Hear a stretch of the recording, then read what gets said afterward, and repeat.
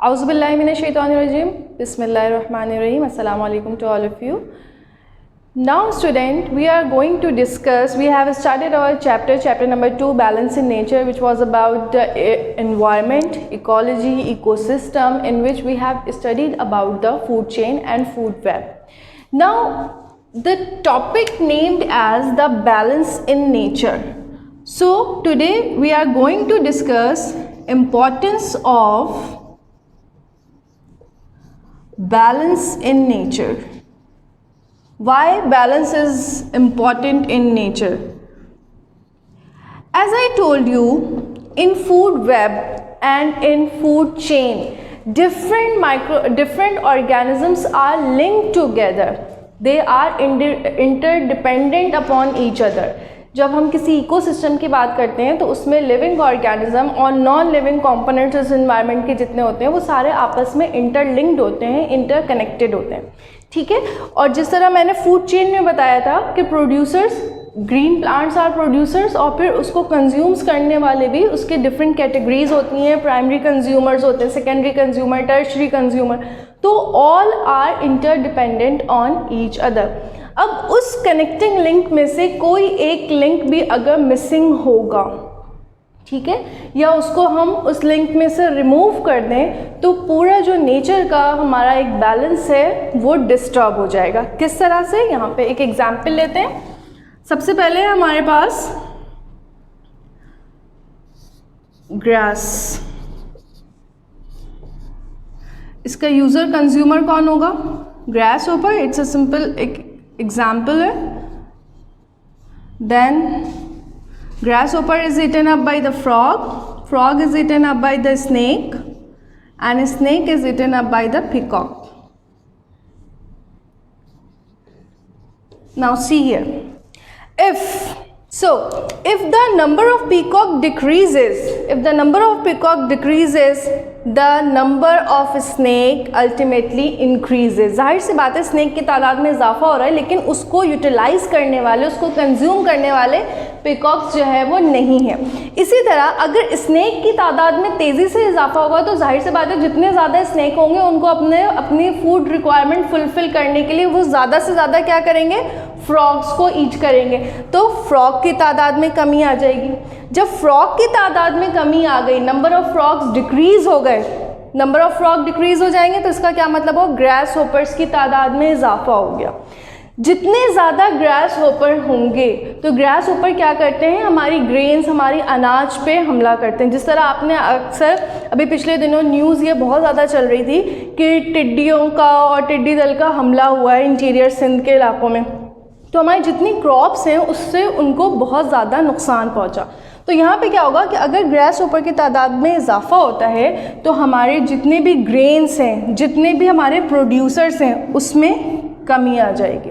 फसल ज़्यादा से ज़्यादा तबाह होंगे तो क्या हुआ? जब हमारा अल्टीमेटली प्रोड्यूसर ख़त्म हो गया तो उसकी वजह से पूरी जो एक चेन चल रही थी, जाहिर सी बात है जब ग्रास में कमी आएगी, ग्रास होपर फिर किस पर फीड करेंगे? जब उनको खाना नहीं मिलेगा, फूड नहीं मिलेगा, तो वो किस तरह से सर्वाइव करेंगे? इसी तरह अगर ग्रास होपर की तादाद में कमी आ जाएगी तो फ्रॉग किससे अपना फूड हासिल करेंगे?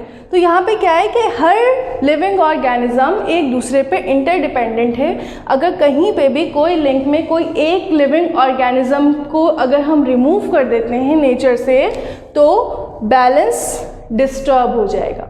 यह है importance of balance in nature कि लिविंग ऑर्गेनिज्म सारे एक दूसरे पे इंटरडिपेंडेंट होते हैं।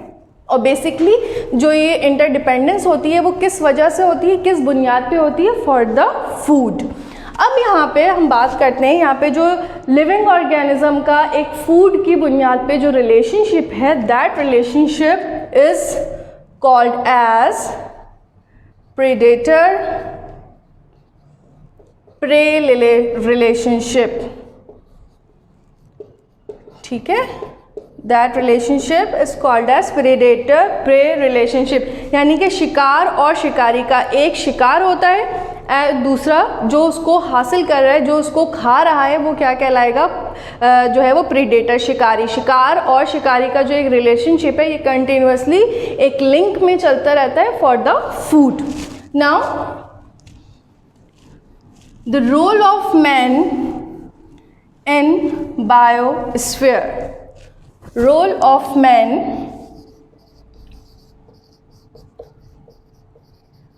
इन बायोस्फीयर। बायोस्फीयर क्या चीज़ है? स्फीयर कहते हैं सर्कुलर और स्फेरिकल शेप का जो एक कुर्रा होता है, स्फीयर होता है, उसको कहते हैं। और बायो मतलब लिविंग। तो अगर हम एक अपनी अर्थ को पूरा एक स्फीयर कंसीडर करते हैं तो अर्थ का वो पार्ट जिसमें लिविंग ऑर्गेनिज्म सर्वाइव करें, that is called as biosphere.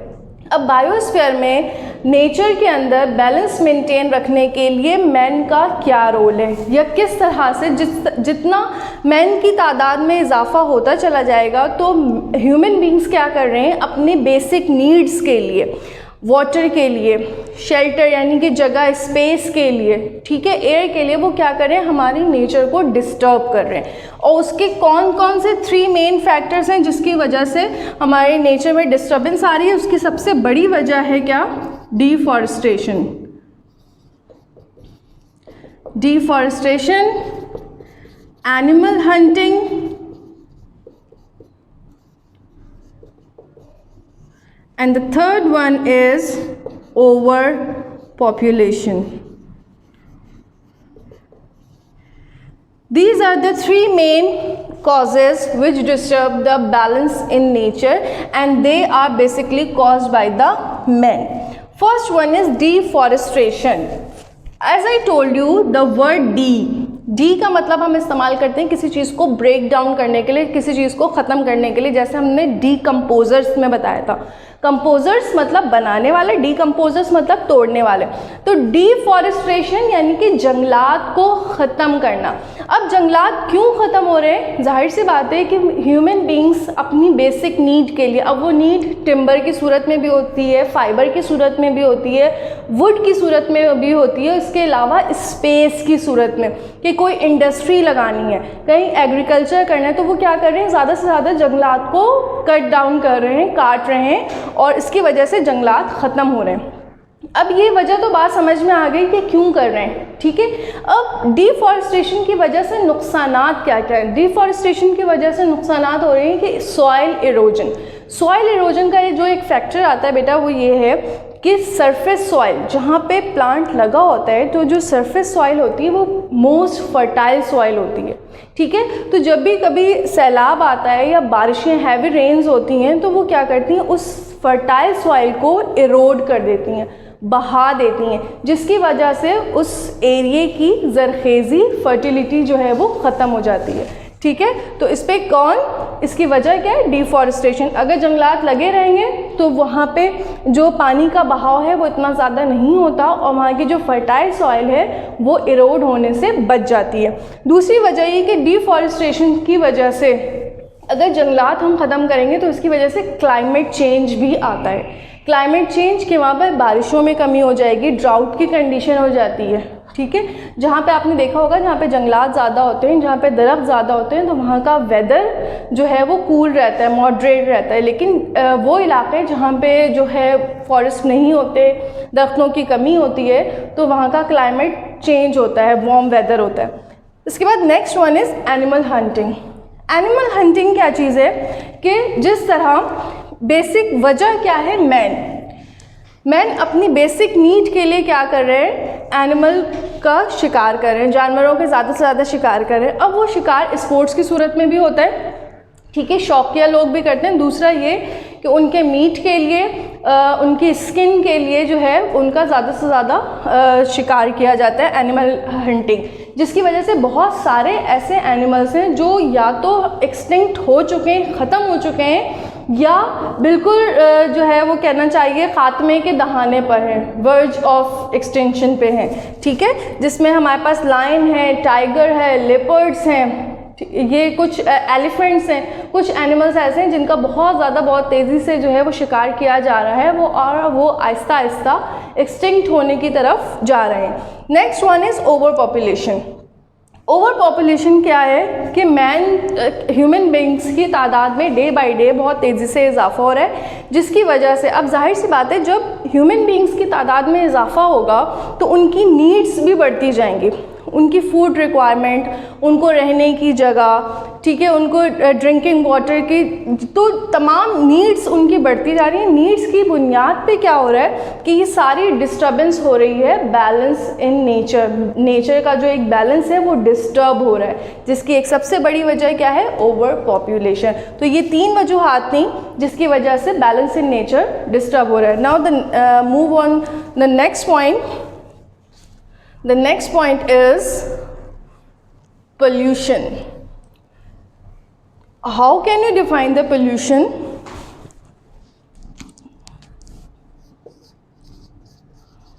How can you define the pollution? Pollution का वर्ड सबने सुना हुआ है, pollution है। अब pollution है क्या चीज़, इसको आप डिफाइन किस तरह से कर सकते हैं? pollution क्या है बेटा? Any undesirable change in the environment. आपके सराउंडिंग आपका एनवायरनमेंट है, उसमें कोई भी अनडिज़ायरेबल अनवांटेड चेंज जो भी आता है वो कहलाएगा पोल्यूशन, ठीक है। या इसको हम दूसरे लफ्ज़ों में हम कह सकते हैं the contamination of our environment is called as pollution. अब हमारे एनवायरनमेंट में 3 बेसिक चीज़ें कौन कौन सी हैं? एयर, वाटर, सॉइल, ठीक है।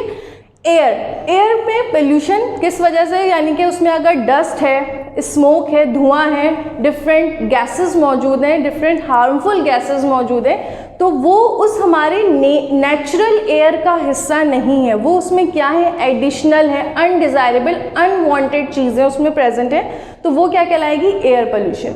इसी तरह अगर वाटर है, साफ़ पानी जिसको हम पीने के लिए इस्तेमाल कर रहे हैं या अपने रोज़मर्रा काम के लिए इस्तेमाल कर रहे हैं, अगर उसमें अनवांटेड चीज़ें, उसमें केमिकल्स ऐड हो जाए, उसमें सीवेज ऐड हो जाए, तो वो क्या है, वो क्या बन जाएगा, वाटर पोल्यूशन कहलाएगा। यानी कि unwanted undesirable contamination of environment is called as pollution. Pollution जो है, there are 3 types of pollution: air pollution, water pollution,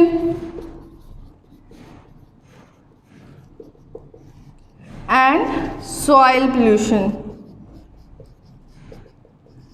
Today we are going to discuss the 2, air pollution and the water pollution. As I told you, air pollution क्या चीज़ है कि air के अंदर smoke, dust particle और plus different harmful gases अगर mix हो जाए नेचुरल एयर में, that is called as air pollution. इसकी कॉजेज़ बेटा, सबसे बड़ी वजह क्या है, burning of fuel. Burning of fuel, अब वो फ्यूल किसी भी सूरत में हो सकते हैं, वो कोल हम बर्न करते हैं, वुड को बर्न कर रहे हैं, या केरोसिन ऑयल है, पेट्रोल है, डीजल है, जितने भी हम फ्यूल को बर्न कर रहे हैं उससे क्या होता है, स्मोक प्रोड्यूस हो रहा है। अब वो स्मोक, उस स्मोक के अंदर कार्बन डाइऑक्साइड भी गैस है, carbon monoxide, different harmful gases मौजूद हैं जो कि एयर का पार्ट बन रही हैं। तो the main cause of air pollution is burning of fuel. The next one is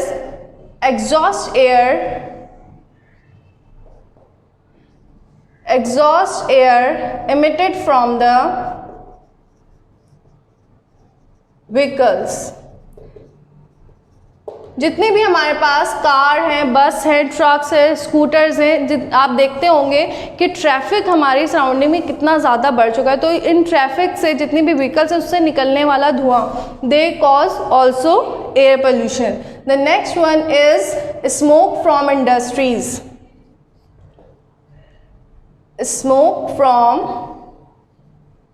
industries, जितनी भी हमारे पास बड़ी बड़ी इंडस्ट्रीज़ काम कर रही हैं उससे निकलने वाला धुआं, उसमें भी डिफरेंट हार्मफुल गैसेस मौजूद होती हैं, उसमें डिफरेंट जो है वो, जाहिर सी बात है जब बड़ी बड़ी फैक्ट्रीज़ में जो काम हो रहा है तो उसमें बर्निंग ऑफ फ्यूल ही हो रहा है, तो उससे जितना भी निकलने वाला धुआं, जाहिर सी बात है वो लार्ज अमाउंट में होता है, and they also cause air pollution.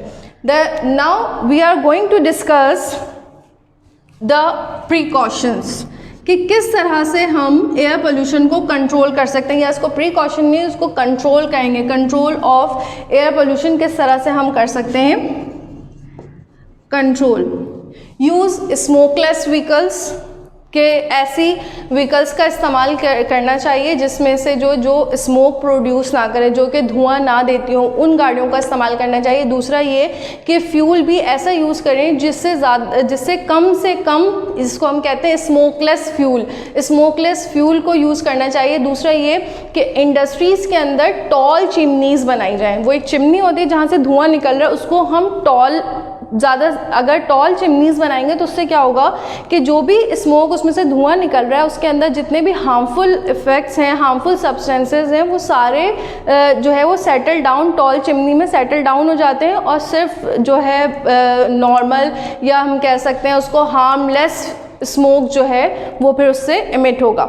इसके अलावा फ़िल्टर्स यूज़ करने चाहिए। चिमनीज़ के अंदर फ़िल्टर्स भी अगर हम यूज़ करेंगे तो उससे क्या होगा कि डिफरेंट हार्मफुल सब्सटेंस जो है वो फ़िल्टर हो जाएंगे और साफ़ हवा जो है वो चिमनी के थ्रू बाहर जा सकते हैं। तो ये सब कुछ कंट्रोल्स हैं जिसकी वजह से हम एयर पोल्यूशन को कंट्रोल की बात कर लें। अब एयर पोल्यूशन के क्यों ज़रूरी है कि एयर को पल्यूटेंट होने से बचाना है, एयर को पल्यूट होने से बचाना है, क्योंकि इसकी वजह से बहुत सारे रिस्पायरेटरी डिजीज़ेज़ होती हैं। क्योंकि हम मुसलसल जो सांस ले रहे हैं वो एयर हमारी बॉडी के अंदर जा रही है, ठीक है।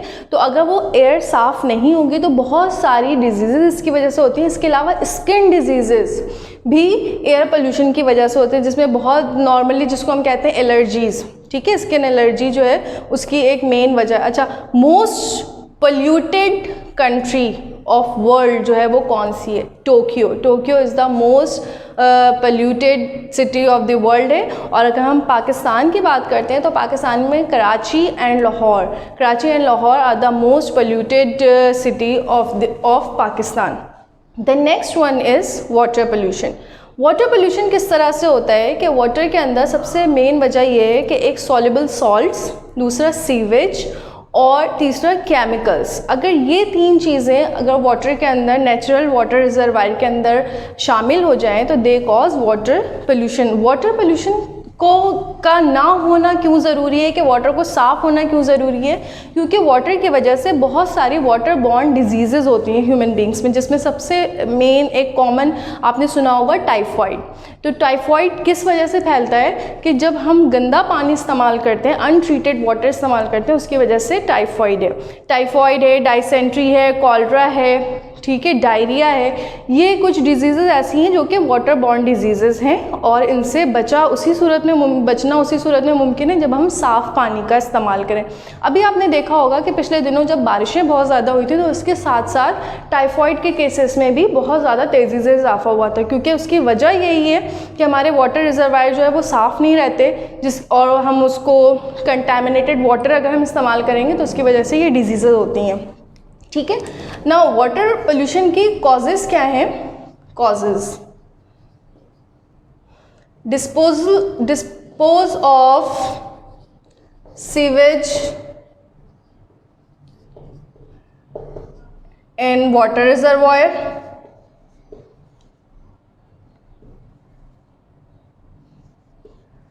Dispose of sewage in water reservoir कि जितना भी इंडस्ट्रीज से या हमारे एरिए से, घरों से आने वाला जितना भी सीवेज मटेरियल है उसको ट्रीट किए बगैर डायरेक्टली अगर आप वाटर रिजर्वायर के अंदर, जहाँ से आपको वाटर सप्लाई हो रहा है, रिवर्स हैं, कैनाल्स हैं, उनके अंदर अगर हम उसको डिस्पोज कर देंगे तो they cause water pollution. The next one is dispose of industrial waste. Industrial waste in water reservoir